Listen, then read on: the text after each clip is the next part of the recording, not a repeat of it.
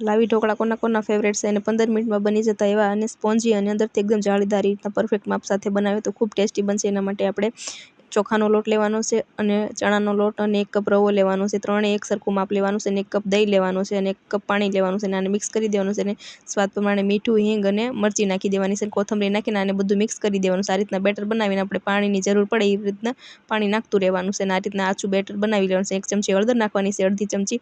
હવે આપણે 1 પાવડું તેલ નાખવાનું. તેલ નાખવાથી કલર સારો આવશે અને 15 મિનિટ રેસ્ટ આપવાનો છે અને હવે આપણે આમાં 1 ઈનો નાખી દેવાનો છે અને એની ઉપર આપણે લીંબુનો રસ રેડવાનો છે એટલે ઈનો એક્ટિવેટ થઈ જશે આ રીતે.